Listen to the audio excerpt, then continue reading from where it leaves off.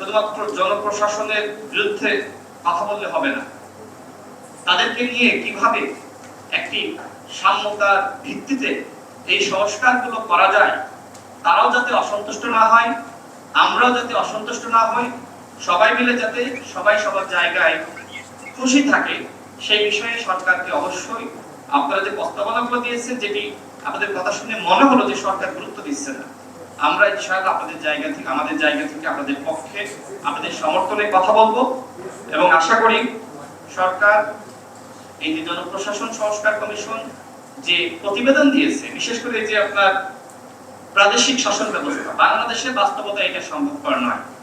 আমি চীনের সরকারের আমন্ত্রণে চীনে গিয়েছিলাম। দেখেন, চীনের একটা প্রদেশ বাংলাদেশের 4 গুণ, একটা প্রদেশ 4 গুণ, আর সেইখানে বাংলাদেশকে আপনি 8 ভাগে 10 ভাগে মানে ভাগ করবেন, এটা কি সম্ভব? বাস্তবসম্মত না। সুতরাং বাংলাদেশ কেন্দ্রীয়ভাবে শাসিত হবে, একটা দেশ হিসেবে থাকবে, সে বিষয়ে মোটামুটি আমরা সবাই একমত। এবং জনপ্রশাসন সংস্কার কমিশনে আপনারা আরো বলেছেন যে এই কমিশন গঠনের ক্ষেত্রে বৈষম্য, একই ক্যাডার থেকে 6 জন, আসলে বৈষম্য। এই বৈষম্যগুলো সরকার কেন বুঝতেছে না, আই ডোন্ট নো। সরকারকে এই বৈষম্যগুলো অবশ্যই বোঝা দরকার।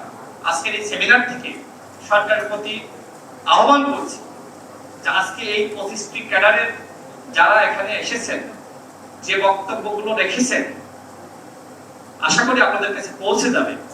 আপনারা অবশ্যই তাদের যে দাবি, সেই দাবি বাস্তবায়নে আন্তরিক হবেন। হয়তো পুরোপুরি পারবেন না, কিন্তু বৈষম্য দূরীকরণে অবশ্যই তাদের দাবিগুলোর যৌক্তিকতা বিবেচনায় সেটি মানতে হবে। রাজনৈতিক দল হিসেবে আমরা আপনাদের সাথে রয়েছি। সর্বশেষ যেটি বলতে চাই যে আমি জানি না আসলে আজকের এই সেমিনারের পরে আপনাদেরকে কেন্দ্র করে আবার বলা হবে কিনা যে আমলারা রাজনীতিবিদদের নিয়ে ষড়যন্ত্রে বসেছে। আমি জানি না, এটা হইতে পারে, কারণ বিভিন্ন জায়গায় যখন সরকারি কর্মকর্তারা বসছে, তাদেরকে বিভিন্ন ষড়যন্ত্রের আখ্যা দিয়ে যে আওয়ামী লীগের দশররা একটা জায়গায় একতাবদ্ধ হয়েছে। আই থিঙ্ক এখানে কেউ আওয়ামী লীগের দশর নাই, এখানে কেউ আওয়ামী লীগের পক্ষে বক্তব্য রাখে নাই, এখানে কেউ সরকারকে পদত্যাগ করতে হবে, সরকারের বিরুদ্ধে আন্দোলন গড়ে তুলতে হবে, সেই কথা কেউ বলে নাই। সবাই তার বৈষম্যের নিরসনের জন্য কথা বলেছে। আপনাদের দাবিগুলো অত্যন্ত যৌক্তিক। আমরা রাজনৈতিক দল হিসেবে আপনাদের দাবির সাথে রয়েছি।